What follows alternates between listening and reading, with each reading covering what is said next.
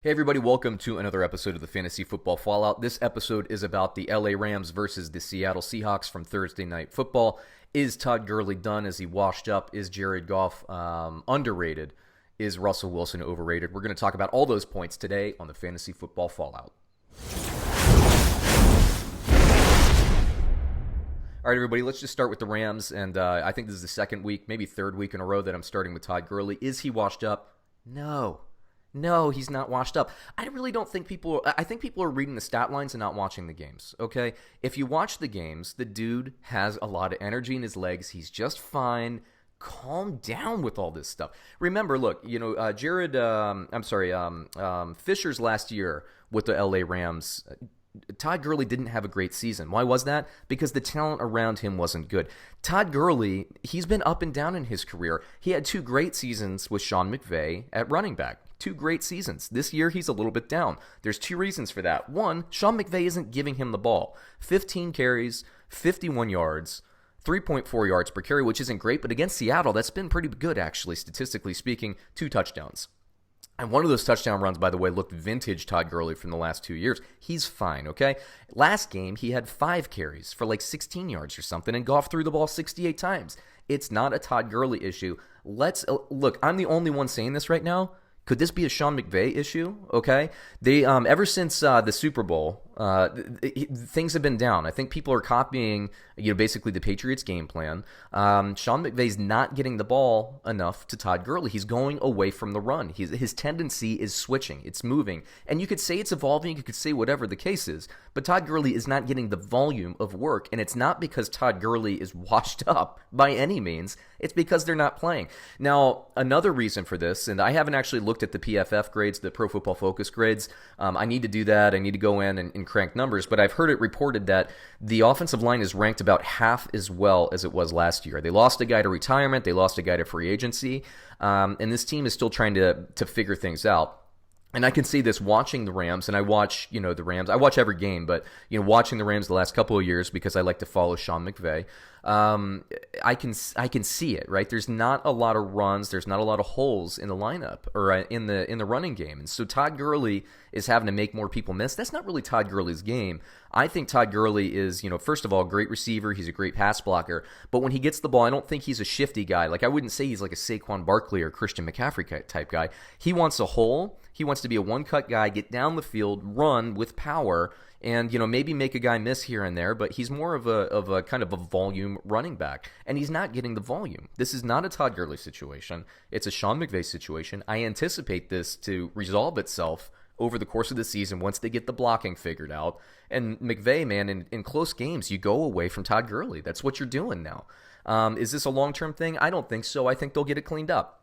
I'm still a believer in Todd Gurley, and I'll take those 2 touchdowns every week, even on 50 yards, but I'd like to see more yards. In the receiving game, by the way, Gurley last week he had more receptions. This week he only had 3 receptions on 5 targets. You just got to do better than that, man. You gotta give Jared Goff a little bit more breathing room. Now, as for Goff, 29 of 49.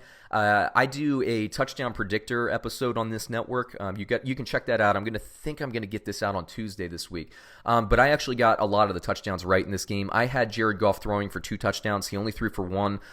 Basically the difference was I got the Kupp touchdown correctly predicted. I got the Robert Woods. I predicted him to get in the end zone, and if anybody saw the replays, he was this close. Basically, he landed simultaneously with his knee and his forearm out of bounds. He should have had a touchdown.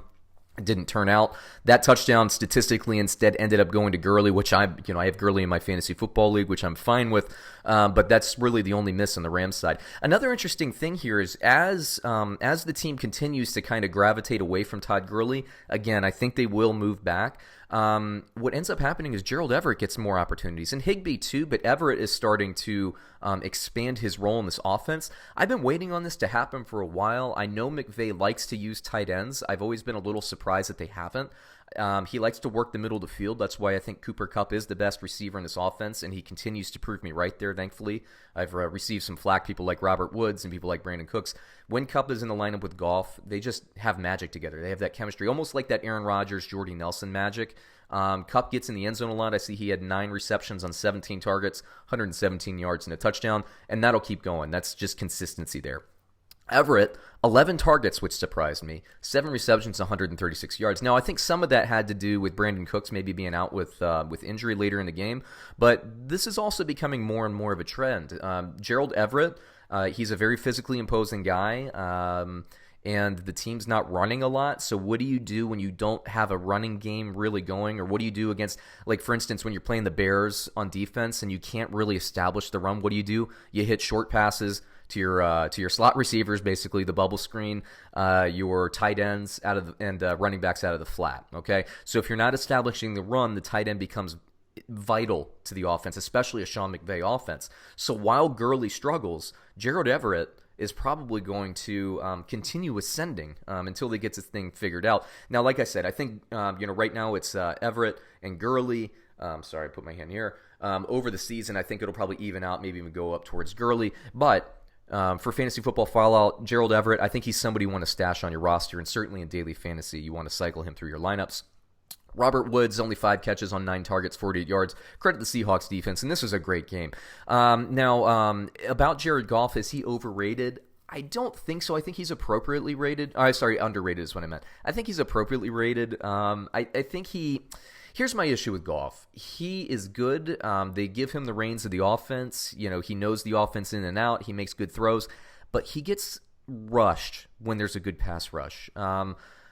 I wouldn't say it's like a mental intimidation, but I think it shortens the clock in his head, the quarterback clock. And when there's a pass rush and the pocket's collapsing consistently throughout the game, he tries to get the rid of the ball quicker. His accuracy goes down. Look, 29 of 49. That's not like Goff. So again, I think this offense, the whole issue with this offense right now is that they need to run the ball more to neutralize the pass rush and give Goff a more comfortable pocket. And I think that starts with, obviously play calling and offensive line strength. Now let's move it over to Seattle. I was pretty dialed into them analytically this week. Again, I run my own analytics. I had Carson in the end zone. He got one. I had Wilson actually throwing for 2 touchdowns. He had 4, so I was light on that. But I did get Lockett correct. I did get DK Metcalf correctly. So I correctly predicted that Disley would not get in the end zone this week, although he did get a number of red zone targets. And I got the receivers Lockett and Metcalf this week. I feel pretty good about that. Obviously, I didn't get more. And I had Carson getting in the end zone on a run, not a reception. But Russell Wilson's fantastic. Here's the stat line you want, by the way, Rams fans. Here's the stat line you want. Okay, Russell Wilson dominated this game. I think everybody knows that. Pocket presence aside, and by the way, he might be the best all time in pocket presence. I mean, it's just phenomenal. Like if you're saying Tom Brady's the greatest quarterback of all time, and I think that's the typical argument. I think you can make the argument that Russell Wilson is the best best quarterback in terms of pocket awareness. He gets out. He never takes a big hit. He never takes a sack. He always buys time. He's incredible that way.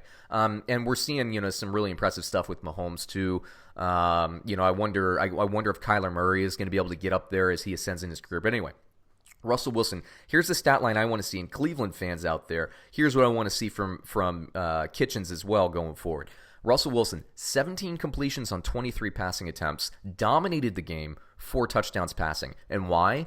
Because Chris Carson, 27 runs, 118 yards, 4.4 yards per carry. I mean, that's nice. You want more than 4 yards per carry, but it's not dominant, right? Russell Wilson, another 8 carries, 32 yards. Rashaad Penny, 6 carries, 18 yards. So who got the running game going? Carson came back. I know he'd been fumbling a lot lately. He was running strong, had a great game. He added, one more catch, that touchdown. But Russell Wilson only had to throw 23 times, man.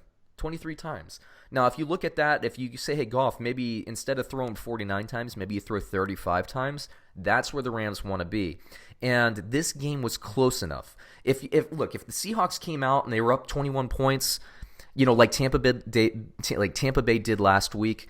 Goff last week ended it with 68 attempts. I still think that was too high, but I understand it. This game was close enough the entire game. They just need to do better with the run-to-pass distribution in L.A. That's what their team is all about, and they need to run more and give that offensive line a chance to coalesce. Seattle, I like everything they're doing right now. Their only loss was to the Saints, who are fantastic, 4-1 in their own right. So, man, this is a really good team. This is a great game, great battle. I'm not overreacting. The Rams are going to be fine.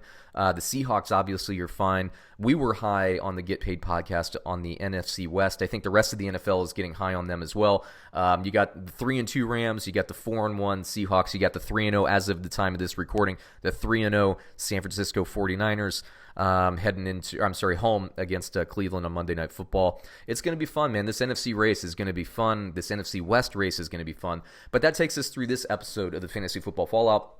Please check back. We're going to have the waiver wire stuff. We're going to have the touchdown prediction episode. Again, we run our own analytics. It's everything I've been doing for the last 5 years. They're good, okay? They're good analytics. You can also, if you look on the Get Paid, it's the subreddit Get Paid. I post some analytics there. You can sign up for my analytics free with the point projections. They are following DraftKings scoring. So I give you all my prediction scores. So that way, if you like to play daily fantasy football, you know who the bargains are. You can sign up for that at functionalsportsaholic@gmail.com. Once again, it's functionalsportsaholic@gmail.com. That's sportsaholic with an A. And then once again, subscribe to these videos, like, comment. I will be interactive with you. Thanks, and we'll catch you on another episode.